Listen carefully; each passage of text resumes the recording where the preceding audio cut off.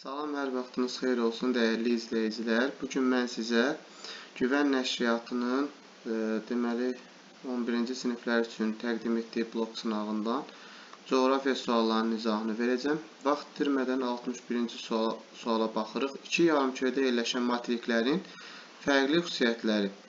Qeyd edək ki, iki yarımkürədə yerləşən materiklər Şimali Amerika və Avstraliyadır. Şimali Amerika şimal və qərb yarımkürəsində, Avstraliya isə cənub və şərq yarımkürəsində yerləşir və bu materiklərin fərqli xüsusiyyətlərini müəyyən etməliyik. Bir də qütb gecə gündüzləri müşahidə olunur. Təbii ki, qütb gecə gündüzləri Şimali Amerikada müşahidə edilsə də, Avstraliyada müşahidə edilmir. Ona görə biri götürməliyik. Sahillərini sakit okean suları yuyur. Həm Şimali Amerikanın, həm də Avstraliyanın sahillərini yuyur. İki cavabını götürmək olmaz, ortaqdır. Günəşin zenitdə olma prosesi hər ikisində baş verir. Hər ikisinin tropik işıqlanma qurşağında yerləşən əraziləri olduğu üçün müşahidə edilir. 4. Şimala doğru havanın orta illik temperaturu azalır. Təbii ki, bu Şimali Amerikaya aid olan xüsusiyyətdir. Amma Avstraliyada əslində şimala doğru orta illik temperatur artır. Ona görə də bunu da götürə bilərik. Ərazisində Alp qırışığına aid dağlar yerləşir. Şimali Amerikada Alp qırışığına aid dağlar olsa da, Avstraliyada ümumiyyətlə cavan dağlar olmadığı üçün bu da fərqli xüsusiyyətdir. Deməli, cavabımız 1, 4 və 5-dir. Tropik siklonların təsirinə məruz qalır. Bu, hər iki materikə aid olan cəhətdir. Doğru cavabımız 1, 4, 5, C variantı. İndi isə 62-ci suala baxırıq. Xəritə sxemi əsasən orta illik yağıntıların daha çox düşdüyü əraziləri müəyyən edin. Biz məntəqələri müəyyən edirik və onun yerləşdiyi enlik və iqlim qurşaqlarına əsasən müəyyən edə bilərik ki, birinci məntəqənin yerləşdiyi ərazi daha çox soyuq cərəyanların, yəni Kaliforniya cərəyanına məruz qaldığı üçün bu ərazilər nisbətən quraqdır. Eyni zamanda ikinci Mərkəzi Asiya ərazisi də quraq ərazilərdən biridir. Deməli, 1 və 2 cavabları müvafiq olan cavablarından silinsə, o zaman bildiyimiz 3 təbii ki, ekvatorial ərazilərdir. Deməli, 3-cü məntəqədə yağıntının orta illik miqdarı çox olacaq. 4 Konqo hövzəsidir. Həmçinin burada da yağıntıların miqdarı çoxdur. 5 isə təbii ki, dünyada ən çox yağıntı düşən ərazilərdən biridir və deməli, bu ərazidə yağıntıların orta illik miqdarının çox olmasına görə seçilir. Eyni zamanda 3 və 4 ekvatorial, 5 isə daha çox subekvatorial ərazilərdir və burada da yağıntıların miqdarının çox olmağı müşahidə edilir. Deməli, 3, 4 və 5 D variantı. Eyni zamanda 6-cı bəndə Avstraliyanın qərbi bu hissədə quraq ərazidir. Ona görə də olmaz. 63. Siklonlar üçün xarakterik xüsusiyyətləri müəyyən edin. Cənub yarımkürəsi üçün səciyyəvi deyil. Siklonlar həm şimal, həm də cənub yarımkürəsində mövcuddur. Ona görə də bu yanlış fikirdir. Mərkəzində yüksək təzyiq sahəsi mövcuddur. Əksinə, siklonların mərkəzində alçaq təzyiq və qalxan hava müşahidə edilir. 1 və 2 cavablarına çıxanda cavabımız artıq bəllidir. 3-də şimal yarımkürəsində saat əqrəbin hərəkət istiqamətinin əksinə əsir. Bu fikir doğrudur. Buludluluğu artırır, yağıntı düşür. 4 də doğrudur. Atmosferin qapalı alçaq təzyiq sahəsində əmələ gəlir fikri doğrudur. Mərkəzində sakit hava olur. Bu antisiklona aiddir. Siklonda isə qalxan yağıntılı hava şəraiti müşahidə edilir. Deməli, cavabımız oldu 3, 4, 5, D variantı. 64-cü suala baxırıq. Eyler-Venn diaqramına əsasən uyğunluğu müəyyən edin. Apalaç dağları və Altay dağları. Birinci bəndə yazılıb ki, təkrar qırışıqlığa məruz qalan yenidən törənmiş dağlardır. Təbii ki, bu dağlardan biri də Altay dağlarıdır. Yəni, Altaya aiddir. Şərq yamacları Atlantik okeandan gələn hava kütlələrinin təsiri ilə yayda bol yağıntı alır. Təbii ki, bu Appalaç dağlarına aid olan xüsusiyyətdir. Qədim dağlardır. Həm Appalaç, həm Altay dağları qədim dağlardır. Kaledon və Helsin dağ əmgəlmə mərhələsində yaranıb. Bu da ortaq cəhətdir. Deməli, cavabımız olacaq 1-ə 2 uyğun gəlir, 2-yə 1, 3-ə isə 3 və 4 uyğun gəldi.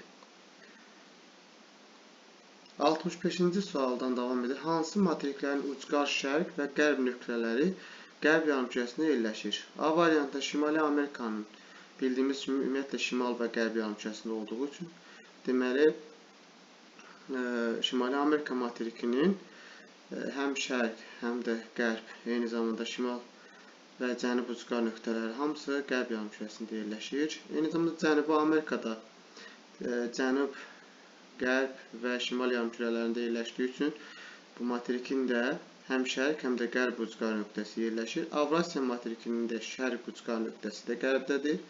Qərb ucqar nöqtəsi də şərqdə yerləşdiyi üçün A variantı doğrudur. B variantda Şimali Amerika və Cənubi Amerika olsa da Afrika materikinin bildiyimiz kimi şərq ucqar nöqtəsi elə şərq yarımkürəsində yerləşdiyi üçün bu cavab yanlışdır. C variantında yenə də Şimali Amerika, Avrasiya qeyd olunmuşdur. Avstraliya bildiyimiz kimi cənub və şərq yarımkürəsində yerləşdiyi üçün ona görə də bu yanlışdır. D variantında deməli burada Antarktida, Afrika vermişdir. Yəni də burada Afrika cavabı çıxacaq. E variantında yenə də Afrika var. Təbii ki, Avstraliya da buradan çıxır. Deməli cavabımız oldu A variantı. 66-cı suala baxırıq. Cədvələ doğru sıraları müəyyən edin.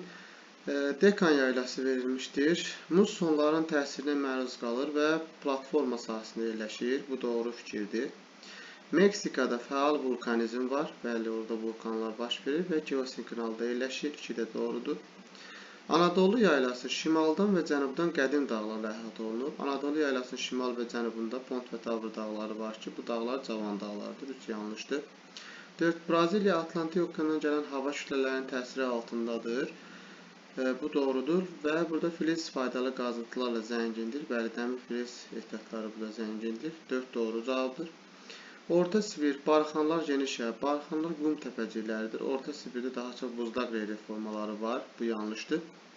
6. Qərbi Avstraliya arid denudasyon relif formaları səciyyəvidir. Materikin burada arid denudasyon relif formaları var, lakin materikin ən uca zirvəsi Qərbi Avstraliya yox, Şərqi Avstraliyada yerləşir. Kosciuszko zirvəsidir. Deməli, bu da yanlışdır. Cavabımız oldu 1, 2 və 4 Y variantı. 67-ci suala bax. Xəritə sxemi əsasən yazı yaylası, Qusar mayili düzənliyi və Bozdağ silsiləsinin rəqəmlərlə müvafiq olaraq müəyyən edin. Azərbaycanın fiziki xəritəsinə əsasən biz bunları müəyyən edə bilərik ki, yazı yaylası 3 rəqəmi ilə göstərilmişdir. Qusar mayili düzənliyi 1 rəqəmi ilə göstərilmişdir. Bundan başqa Bozdağ silsiləsi isə Mingəçevir su anbarının alt hissəsində olan 6 rəqəmi ilə göstərilmişdir. Cavabımız olacaq 3, 1 və 6 Y variantı. 68-ci suala baxırıq. Rütubətli əmsalının daha kiçik olduğu ərazilər rütubətlənmə əmsalı illik yağıntının mümkün buxarlanmaya nisbəti ilə müəyyən edilir. Yəni, bu ərazilər quraq ərazilər olmalıdır. Yağıntının az, lakin mümkün buxarlanmanın çox olduğu əraziləri seçməliyik. Bunun əsasında bir də Qobi yaylası, təbii ki, bura quraq ərazi olduğunu seçəcəyik. 2-də Konqo hövzəsi ekvatorial iqlim quşağında yerləşdiyi üçün burada rütubətlənmə əmsalı yüksəkdir. Həmçinin Orinoco ovalığında da subekvatorial enişlərdədir. Ona görə də rütubətlənmə əmsalı çox kiçik ola bilməz. Mesopotamiya ovalığı da bəli, quraq ərazi olduğu üçün götürməliyik. Almaniya, Polşanı götürmürük.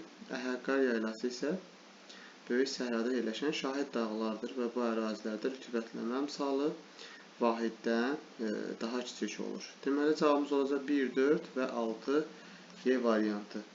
69-cu suala baxırıq. Bizə xətti miqyas verilmişdir. Yuxarıda verilmiş xətti miqyasa əsasən xəritədə 30 dərəcəlik şərq uzunluğu üzrə 5 dərəcə şimal enliyi və 5 dərəcə cənub enliyi arasında məsafənin neçə santimetr olduğunu hesablayın.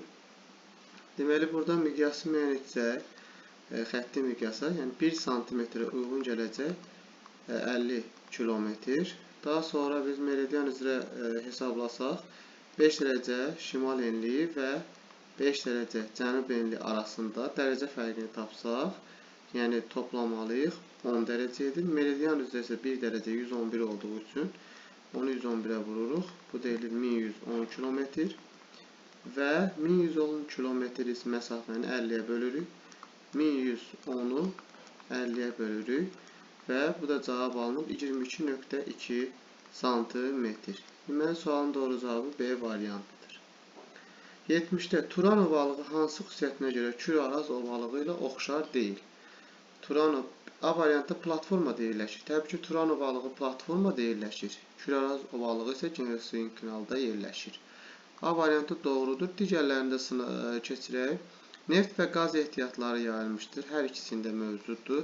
Avrasiya materikindədir. Bu da ortaqdır. Akkumulyativdir. Bəli, hər ikisi ovalıqdır. Akkumulyativdir. Materik daxili mövqeyə malikdir. 71-ci suala bax. Cədvələ əsasən uyğunluğu müəyyən edin. Bakıda 21 mart günorta vaxtıdır. Yəni bu tarix yaz gecə gündüz bərabərliyi günüdür. Və 130 qərb uzunluğunda gecə yarıdır. Biz bilməliyik ki, Bakı 50 dərəcə şərq uzunluğunda, deməli 130 dərəcə qərb uzunluğu arasında dərəcə fərqi, bunları toplamalıyıq. Yəni 50 dərəcə üstünə gəlməliyik 130 dərəcə. Bu deyilir 180 dərəcə. 1 saatımız 15 dərəcə oldu. 180-ı da 15-ə bölsək 12 saat fərq edir. Düşünün ki, əgər Bakıda həmin vaxt gün ortadırsa, yəni 12:00-dur və biz bundan, təbii ki, qərbdə olduğu üçün biz bundan 12-ni çıxsaq, təzədən 12 saat çıxsaq, bu 00 edəcək.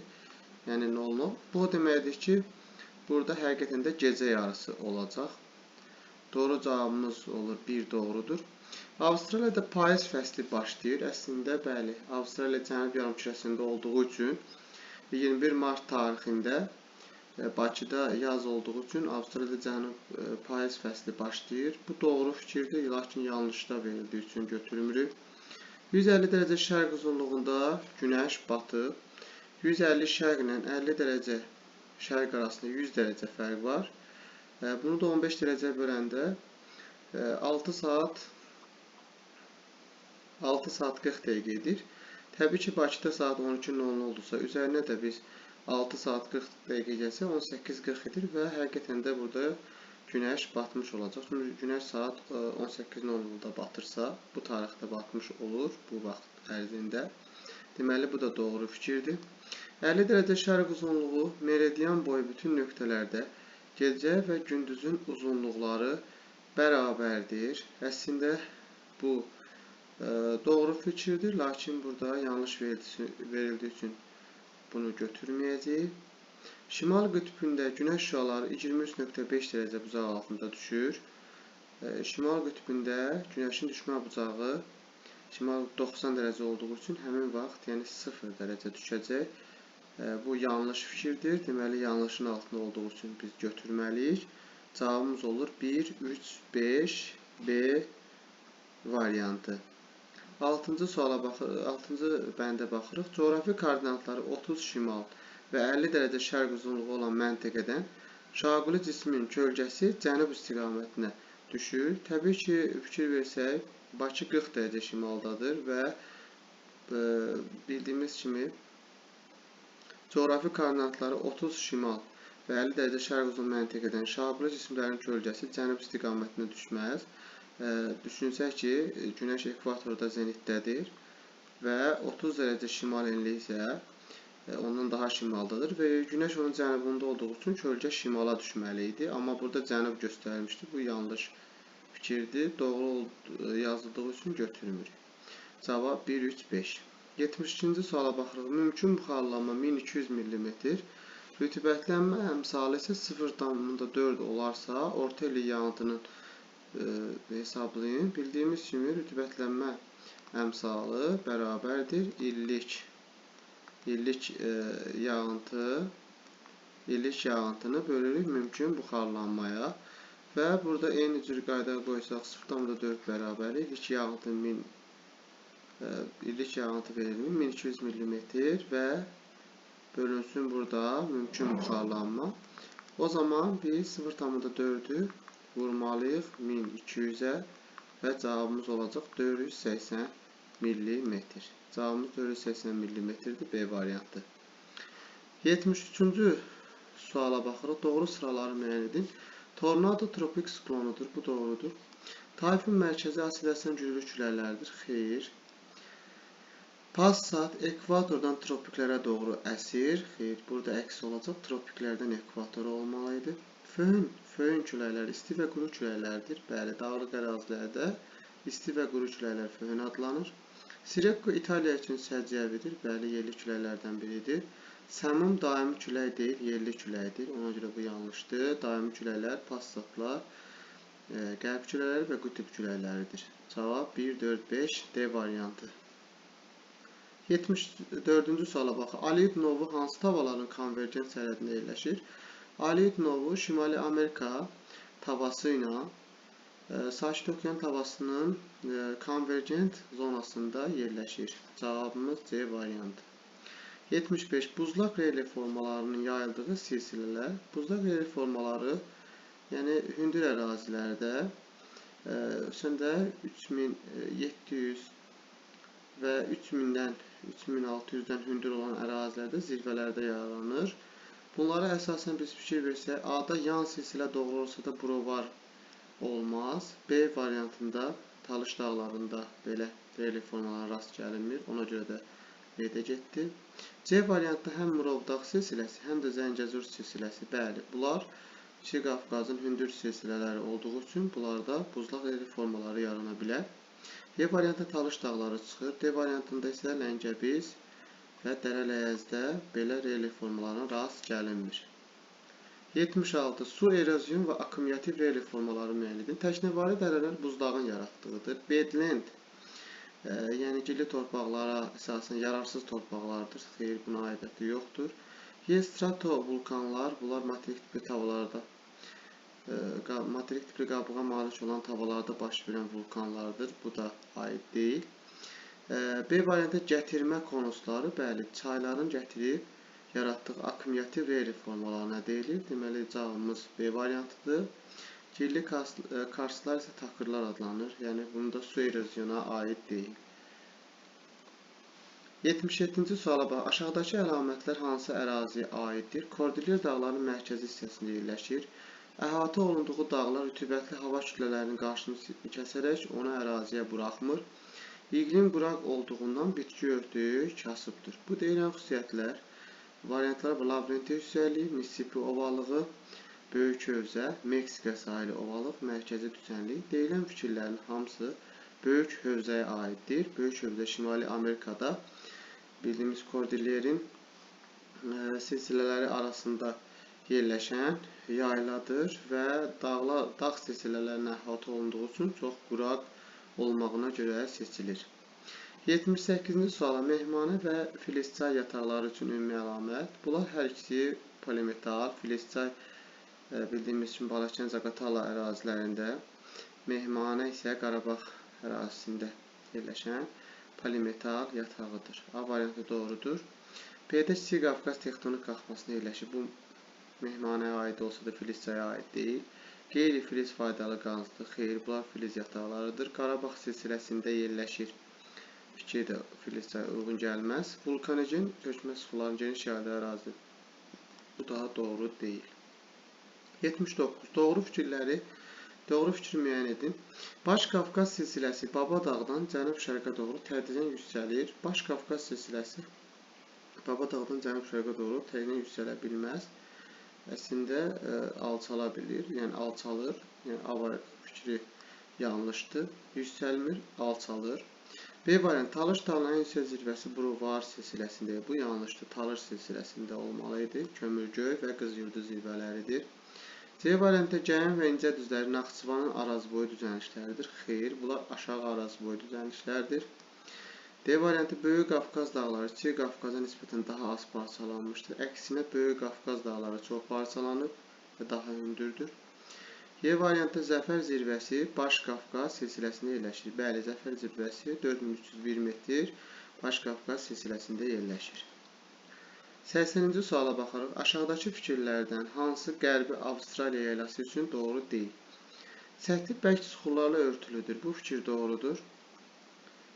Deməli, bu fikir doğrudur. Quraq iqlim səciyyəvidir. Bu da doğrudur. Filiz mənşəli faydalı qazıntılarla zəngindir. Bəli, dəmir filiz ehtiyatları burada geniş yayılmışdır. Cənub tropik xəttinin hər iki tərəfində yerləşir. Bu da doğrudur. Seismik cəhətdən aktiv ərazidir. Ümumiyyətlə, Avstraliyada seismik cəhətdən aktiv ərazi olmadığı üçün Y variantı tamamilə doğrudur. 81. Avropada yerləşən dağ zirvələrini seçin. A variantı Matterhorn, Qalxıpeykin və Mont Blanc zirvələri. Matterhorn bildiyimiz Alp dağlarında, Qalxıpeykin Skandinaviya, Mont Blanc isə Alp dağlarının ən hündür zirvəsi olduğu üçün elə sualın doğru cavabı A variantıdır. Mitchell Şimali Amerikada Apalaç dağlarında yerləşir. Bundan başqa Tupka Atlas dağlarında, Kolima Şimali Amerikada, Şasta Şimali Amerikada yerləşir. Bunlar müvafiqalara çıxır. D variantı Mont Blanc Avropada yerləşir. Mitchell yenə də Şimali Amerikada yerləşir. Y variantında isə Konqor Pamir dağlarında yerləşir. Asiyaya aiddir. Eyni zamanda Şasta da Şimali Amerikada yerləşir. 82-ci suala baxırıq. Qviana yaylası üçün səciyyəvi deyil. Tepoylər yaranmışdır. Bu doğrudur. Qədim dağ sistemlərinin qalığıdır. Bu da doğrudur. Denudasiyaya məruz qalıb. Doğrudur. Yaylalar denudasiyaya məruz qalır. Cənubi Amerikada yerləşir. Aktiv vulkanlar var. Qviana yaylası materikin şərqində yerləşdiyi üçün burada platforma sahəsi olduğu üçün aktiv vulkanlar yoxdur. 83-cü suala baxırıq. 10 dərəcə temperaturda higrometrin göstəricisi 40%dirsə, 1 kubmetr havada neçə qram su buxarı vardır? Nəzərə alın ki, 10 dərəcə Celsius temperaturda 1 kubmetr havanın doyması üçün 9 qram su buxarı vacibdir. Deməli, biz bilməliyik ki, 9 qramı 100% götürəcəyik. Eyni zamanda 40% x qram götürürük və bunu tənasiblə həll eləsək, eyni zamanda biz burada tapırıq 9-un 40%-i, bu da eləyir 3,6 qram. Deməli, havada 3,6 qram su buxarı vardır. 84. Dağın ətəyində atmosfer təzyiqi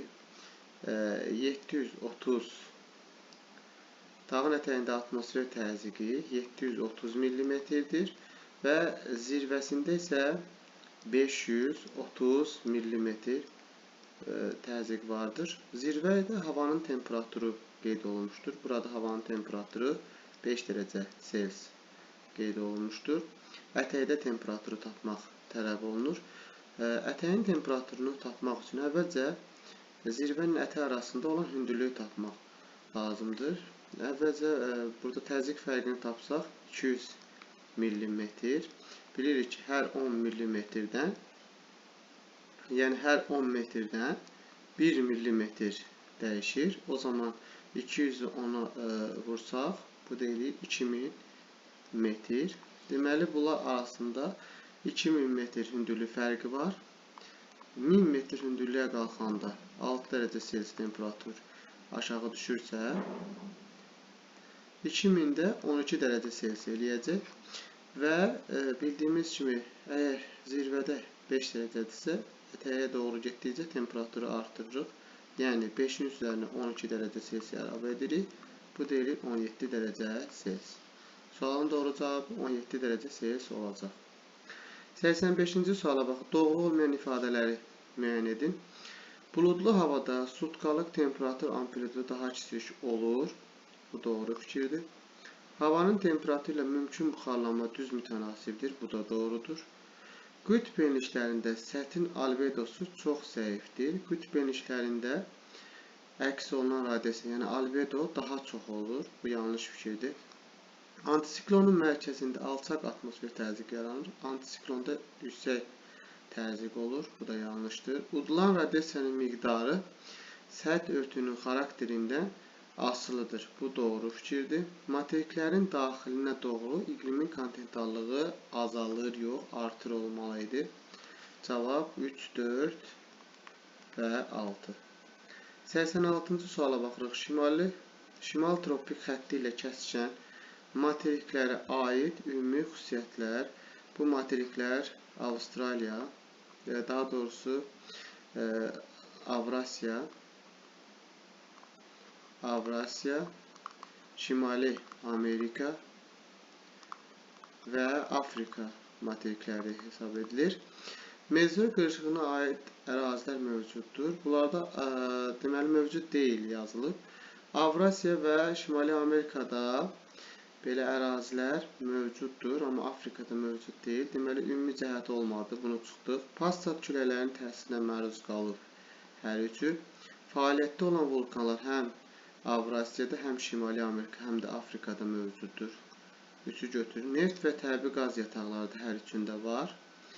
3 yarımkürədə yerləşir. Bunlardan Avrasiya 3 yarımkürədə, Şimali Amerika 2 yarımkürədə, Afrika isə 4 yarımkürədə yerləşir.